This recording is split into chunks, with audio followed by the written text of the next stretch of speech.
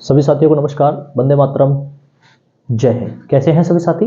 बहुत बहुत स्वागत है आज की वीडियो में सभी साथियों का। अगर आज की वीडियो की मैं बात करूं तो यूपी पुलिस डॉक्यूमेंट्स वेरिफिकेशन के जो एडमिट कार्ड हैं वो आज से डाउनलोड होना स्टार्ट हो गए हैं। बहुत सारे साथियों को कंफ्यूजन था कि जो डॉक्यूमेंट्स वेरिफिकेशन में हमको डॉक्यूमेंट्स लेके जाने हैं तो उनकी मूल प्रति भी लेके जानी है या सिर्फ जीरोक्स कॉपी लेके जानी है। डॉक्यूमेंट्स वेरिफिकेशन में जब हम जाएंगे तो वहां पर हमको क्या क्या सावधानी बरतनी है, हमको कैसा माहौल मिलेगा और हमको वहां पर क्या क्या करना पड़ेगा, आज की वीडियो में मैं आप सभी कैंडिडेट को बताने वाला हूं। बहुत सारे साथी डॉक्यूमेंट्स वेरिफिकेशन में फर्जी डॉक्यूमेंट्स दिखाते हैं, तो उन सभी साथियों के लिए मैंने सबसे नीचे पॉइंट लिखा है, फर्जी अभ्यर्थी जेल जाएंगे। बहुत इंपॉर्टेंट बात है, सभी साथी वीडियो को लास्ट तक देखें ताकि मेरे द्वारा प्रोवाइड की गई जानकारी आप लोगों को अच्छे समझ में आ सके। वीडियो पसंद आए आप लाइक करें, अपने दोस्तों में शेयर करें ताकि ये जो जानकारी है सभी साथियों तक फ्री ऑफ कॉस्ट पहुंच पाए। सबसे पहले मैंने बात की है UP police constable documents verification और फिजिकल स्टैंडर्ड टेस्ट के एडमिट कार्ड जो हैं वो जारी हो रहे हैं। 16 दिसंबर है आज, ठीक है। आज 16 दिसंबर सभी कैंडिडेट जिन्होंने यूपी पुलिस कांस्टेबल री एग्जाम की परीक्षा उत्तीर्ण की है उसमें समथिंग 1,73,000 कैंडिडेट के जो एडमिट कार्ड हैं वो आज जारी होने वाले हैं, ठीक है। तो सभी कैंडिडेट को मेरी तरफ से अग्रिम शुभकामनाएं हैं। मैं आप सभी कैंडिडेट से कहना चाहूंगा, आप निश्चित ही यूपी पुलिस में जाना चाहते हैं तो फर्जी डॉक्यूमेंट्स वाले जो भी कैंडिडेट है प्लीज ना जाएं। फर्जी डॉक्यूमेंट्स वाला एक भी कैंडिडेट ना जाए। बाद में अगर तुम पकड़े जाते हो इस प्रक्रिया में, डॉक्यूमेंट्स वेरिफिकेशन में अगर आप पकड़े जाते हो, क्योंकि आपका पुलिस वेरिफिकेशन भी होना है, तो आप जेल जाने से आपको कोई भी नहीं रोक सकता। और जब आप फर्जी डॉक्यूमेंट्स की वजह से जेल जाओगे तो आपके आगामी जो भी एग्जाम है, जो भी आप चयनित होने वाले हैं जिन परीक्षाओं में, जिन एग्जाम्स में, तो वो आप दे भी नहीं पाओगे, ठीक है। तो मेरी रिक्वेस्ट है फर्जी डॉक्यूमेंट्स वाला कोई भी साथी ना जाए। दूसरी चीज, डॉक्यूमेंट्स वेरिफिकेशन और फिजिकल स्टैंडर्ड टेस्ट कितने दिन चलेगा? बहुत सारे कैंडिडेट में मिथक आ रहा है कि 50 से 60 कैंडिडेट को एक दिन में बुलाया जाएगा, तो ऐसा कुछ भी नहीं है, ठीक है। अगर मैं बात करूं तो एक महीने में, मैक्सिमम एक महीने में आपकी डीबीपीएसटी समाप्त हो जाएगी, ठीक है। एक महीने में, ज्यादा टाइम नहीं लगेगा। 1,73,000 कैंडिडेट हैं 75 के 75 जिलों में, ठीक है। जो कैंडिडेट हैं वो बुलाए जाएंगे, तो एक दिन में 7500 कैंडिडेट भी बुलाए गए, ठीक है। तो 30 से गुणा कर लो भाई, ठीक है। 0 0 0 और 3 पंजे 15 का 5 हासिल है, 3 7 21 और 1 22, यानी एक दिन में 100 कैंडिडेट एक सेंटर में बुलाए गए। 30 दिन में अगर बुलाए जाएंगे तो 2,25,000 कैंडिडेट डॉक्यूमेंट्स वेरिफिकेशन करवा लेंगे। तो कहने का मतलब ये है, तो ये 30 दिन से भी कम ही चलने वाला है, ठीक है। 30 दिन से ज्यादा नहीं चल पाएगा आपका डीबी। आगे मैं बात कर देता हूं डीबीपीएसटी सेंटर पर क्या क्या होता है, आप सभी कैंडिडेट को क्या माहौल मिलता है। देखो, जब हमारी डीबी हुई थी तो हमारी डीबी हुई थी जहां मैं अभी ड्यूटी कर रहा हूं बरेली में, ठीक है। तो हमको घर से आना था सुबह, क्योंकि अमरोहा से बरेली समथिंग 150 किलोमीटर 110 किलोमीटर है। तो सुबह सुबह ट्रेन से पकड़ के बैठे, हम सारे डॉक्यूमेंट्स हमने कैरी कर रखे थे। उन डॉक्यूमेंट्स में हमारे जो मूल डॉक्यूमेंट्स, ये देख लीजिए मैंने लिखा है यहां भी, तो वो सभी डॉक्यूमेंट्स कैरी किया। 2-2 जीरोक्स कॉपी के सेट बनाए, उनको स्वयं प्रमाणित किया, ठीक है। और जो चीज नहीं थी वो हमारे पास में नहीं थी, कोई बात नहीं, हम बाद में दिखा देंगे।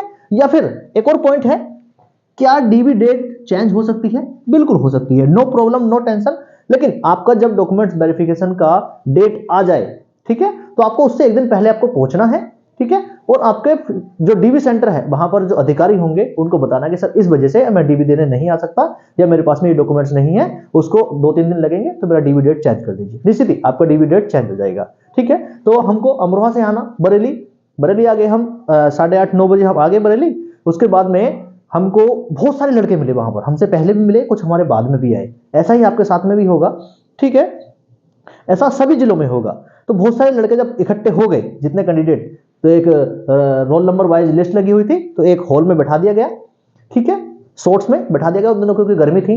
आप पूरे कपड़े पहन के बैठना आराम से, नो प्रॉब्लम। और अपने डॉक्यूमेंट्स की जो फाइल है वो बाहर निकाल के रख लेना, नाम बोलता रहेगा और आप अंदर रूम में जाते रहेंगे।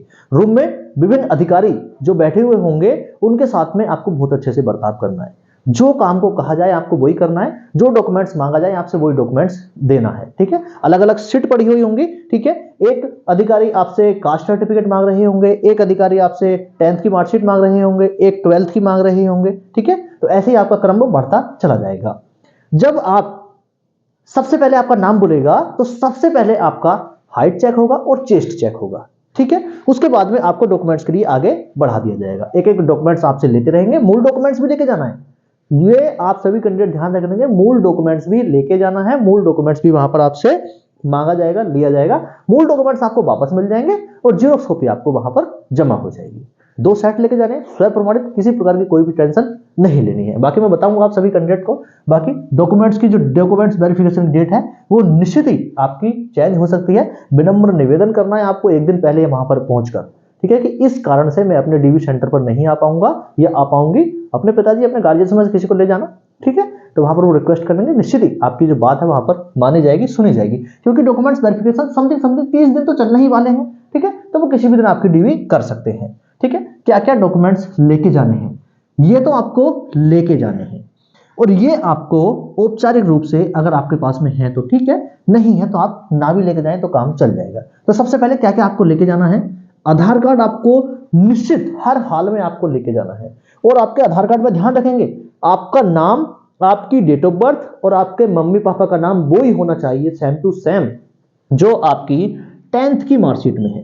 ध्यान रखेंगे 10th की मार्कशीट में डेट ऑफ बर्थ और तुम्हारा नाम बहुत ही जरूरी चीज है। ड्राइवर लाइसेंस औपचारिक रूप से लेके जा सकते हैं, पैन कार्ड आप लेके जा सकते हैं, कोई आपकी वोटर आईडी है वो भी आप लेके जा सकते हैं। एडमिट कार्ड, जो आपके आज से एडमिट कार्ड जारी हो गए हैं, ठीक है, उनको आपको लेके जाना है एडमिट कार्ड को, ठीक है, और एडमिट कार्ड पे अगर वहां फोटो चिपका लेंगे तो बहुत अच्छी बात है। फिर अगर मैं बात करूं, पासपोर्ट साइज फोटो कम से कम 8 फोटो लेके जाने हैं, रंगीन फोटो लेके जाने हैं, ठीक है। रजिस्ट्रेशन फॉर्म आप चाहें आपके पास में हो बिल्कुल सेफ तरीके से तो आप लेके चले जाइए, बाकी उसकी जरूरत पड़ती नहीं है, लेकिन फिर भी आपके पास में हो तो आप लेके जा सकते हैं। उसके बाद 10th की सर्टिफिकेट, 12th की सर्टिफिकेट, ठीक है, ये आपको परमानेंटली मूल रूप से आपके पास में जीरोक्स भी होनी चाहिए और उनकी मूल प्रति भी आपके पास में होनी चाहिए। किसी की पॉलिटेक्निक स्कूल में किसी की कहीं पर फंसी हुई है तो उसको समय रहते निकलवा लें, ठीक है, समय रहते निकलवा लें, अभी आपके पास में समय है। बाकी कास्ट सर्टिफिकेट मूल होना चाहिए, मूल प्रति, ठीक है, और जो मूल निवास प्रमाण पत्र है इसकी भी मूल प्रति के साथ साथ जीरोक्स कॉपी आपके पास में होनी चाहिए। क्या डॉक्यूमेंट्स होने के साथ साथ ना भी हो तो काम चल जाएगा। ओ लेवल सर्टिफिकेट किसी कैंडिडेट के पास में है तो वो निश्चित ही लेके जाए, ठीक है, और नहीं है तो कोई बात नहीं। एनसीसी का बी सर्टिफिकेट, ठीक है, जिसके पास में है वो लेके जाए, क्योंकि बाद में जब फाइनल आपकी कट ऑफ लगेगी तो इन दोनों चीजों से आपको जो सेम स्कोर रहा ना, जिस कैंडिडेट का सेम स्कोर, तो उसको वरीयता मिलेगी जिसके पास में ये सर्टिफिकेट है। ये ऐसा पुरानी भर्तियों में भी हो रहा है, नई भर्ती में भी होगा। क्या सावधानी बरतनी है, ठीक है, और फॉर्म अप्लाई में जो गलती हुई है आप सभी कैंडिडेट से, मान लो कि किसी कैंडिडेट से फॉर्म अप्लाई में कुछ गलती हो गई, एडमिट कार्ड आ गया, एग्जाम दे लिया, एग्जाम पास कर लिया उसने, लेकिन अब बात आती है डॉक्यूमेंट्स वेरिफिकेशन की, तो जो भी आपके वहां पर अधिकारी होंगे डीवी सेंटर पर, उनको सभी बात सच सच बताना है कि ये साइबर कैफे वाले की वजह से गलती हुई थी, और आपको उसका एक प्रमाण पत्र, कहते हैं ना कि आपको एक वकील से लिखवा के नोटरी करके एक ऐसा जो शुद्धि पत्र होता है वो आपको लेके जाना है, कहने का मतलब एफिडेविट, ठीक है, उसका एफिडेविट लेके जाना है कि ये फॉर्म फिल करते समय ये गलती हो गई थी और ये वास्तविकता है और भविष्य में ऐसी कोई भी गलती नहीं होगी, दिस इज राइट, ये ठीक है, ठीक है, विनम्र निवेदन करना है। और इसी प्रकार की ये सावधानी छोटी छोटी बरतनी है, ऐसे नहीं कि वो कहने लगे कि यार ये देखो आप गलत दिखा रहे हो, तो उनके साथ में बहस नहीं करनी है, पकड़ के बंद कर देंगे तुरंत आपको, ठीक है, बाकी जो होगा वो फिर बाद में देखा जाएगा, ठीक है, तो उनके साथ में बहस नहीं करनी है, विनम्र आपको स्वभाव रखना है, कोई भी फालतू का शोर शराबा चर्चा नहीं करनी है, शांत रह के बैठना है, क्योंकि वहां पर जो अधिकारी हैं वो सब आपसे अपर लेवल के हैं, ठीक है। एक कांस्टेबल भी जो होगा वहां पर, आप कांस्टेबल बनने वाले हो तो वो भी आपसे सीनियर ही होगा, तो बहुत सावधानी से अपना जो कहते हैं ना बिल्कुल संयम बरतते हुए अपना सारा डॉक्यूमेंट्स वेरिफिकेशन आपको करवाना है। बाकी आप सभी कैंडिडेट का कोई भी सवाल हो निश्चित ही मुझे कमेंट करें, और आप सभी कैंडिडेट का कमेंट में खुद से रीड करूंगा, सभी के सवालों का जवाब देने की पूरी कोशिश करूंगा। सभी को नमस्कार, शुभकामनाएं, मंगल कामनाएं, शेयर एंड सब्सक्राइब, जय हिंद।